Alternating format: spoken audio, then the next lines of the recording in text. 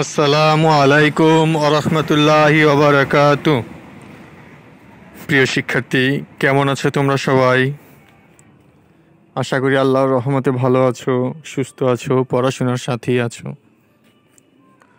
অন্য অন্য দিনের মতো আজ আমি তোমাদের সামনে তৃতীয় শ্রেণীর একটি মাল্টিমিডিয়া ক্লাস নিয়ে উপস্থিত হয়েছি। তো আমরা প্রথমে আমাদের পাঠের পরিচিতি দেখে নেই। আজ আমরা পড়ব বিজ্ঞান বইয়ের তৃতীয় শ্রেণীর পাঠ খাদ্য, পাঠ্যাংশ মৌসুমি ফল, পৃষ্ঠা নং ৪৯। আর এই পাঠ শেষে আমরা যা শিখতে পারব, কি কি মৌসুমি ফল পাওয়া যায় তার নাম বলতে পারবো, মৌসুমি ফলের শ্রেণীকরণ করতে পারবো, সারা বছর পাওয়া যায় এমন ফলের নাম বলতে পারবো। তাহলে প্রিয় শিক্ষার্থী, আজকে আমরা মূল আলোচনায় চলে যাই। দেখো, বিভিন্ন ফলের ধরন এখানে দেওয়া আছে। ফলে প্রচুর পরিমাণে ভিটামিন এবং খনিজ লবণ থাকে। স্বাস্থ্য ভালো রাখা এবং রোগ প্রতিরোধের জন্য ফল খাওয়া প্রয়োজন। আমরা আপেল, কলা, আঙ্গুর, কমলা এরকম অনেক ফল খেয়ে থাকি। কিছু ফল কেবল গ্রীষ্মকালে এবং কিছু ফল শীতকালে পাওয়া যায়, আবার কিছু ফল সারা বছর পাওয়া যায়। তাহলে আমরা এখন দেখব কোন ফল কোন সময় পাওয়া যায় এবং কী গুণাগুণ। দেখো, মৌসুমি ফল। কোন মৌসুমে কোন ফল পাওয়া যায় তার ভিত্তিতে আমরা ফলগুলিকে তিনটি ভাগে ভাগ করতে পারি, যথা গ্রীষ্মকালীন ফল, শীতকালীন ফল এবং বারোমাসি ফল। আমরা দেখতে পেলাম যে তাহলে তিন ভাগে ভাগ করা হয়েছে ফলের মৌসুমকে। আমরা এখন দেখতে পাচ্ছি গ্রীষ্মকালীন কিছু ফলের চিত্র এখানে। কাঁঠাল, তরমুজ, আনারস, আম, লিচু, পেয়ারা ইত্যাদি আমরা অনেক ধরনের ফল এখানে দেখতে পাচ্ছি। তাহলে এই ফলগুলো আমাদের গ্রীষ্মকালে আমরা পেয়ে থাকি। প্রিয় শিক্ষার্থীরা, এখন আমরা দেখব যে আমরা শীতকালে কি কি ফল পেয়ে থাকি। দেখো,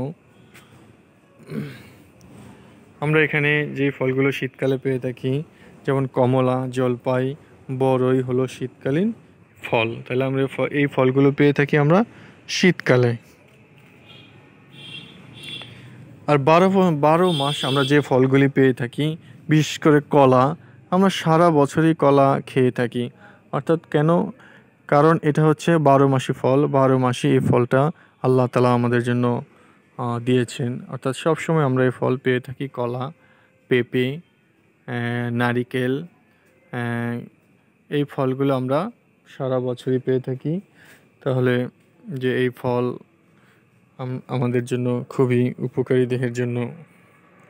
তো প্রিয় শিক্ষার্থীরা, এবার তোমাদের কাছে আমার প্রশ্ন, যে মৌসুমের ভিত্তিতে ফলগুলোকে কয়টি ভাগে ভাগ করা যায় এবং কি কি এটা তোমরা লিখবে।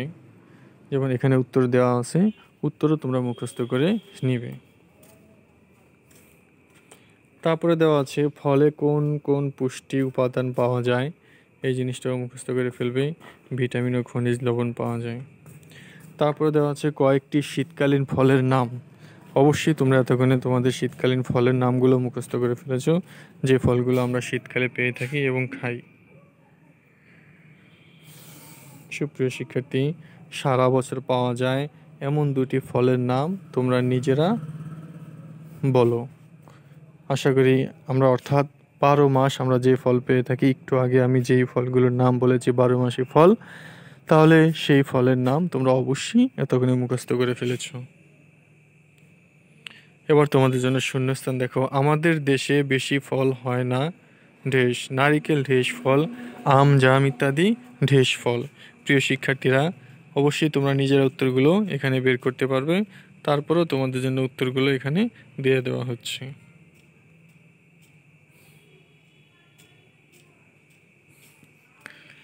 সৃজনশীল কাজ এখন আমরা দেখব কে কতটুকু আমরা নিজে থেকে প্রশ্নের উত্তর দিতে পারি, কাজ করতে পারি।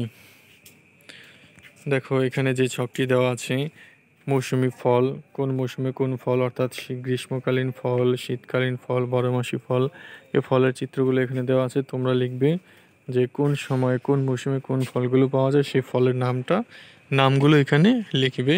খাতায় লিখে তোমরা নিজের ঘরে কাজগুলো করবে এবং কাজগুলো করে, অর্থাৎ এই উত্তরগুলো লিখে তোমাদের বড়দের অথবা আব্বু আম্মু যারা আছে তাদেরকে কাজগুলো দেখাবে, লেখাগুলো দেখাবে। তো সুপ্রিয় শিক্ষার্থীবৃন্দ, আজকের মতো আমাদের ক্লাস এখানেই শেষ করছি।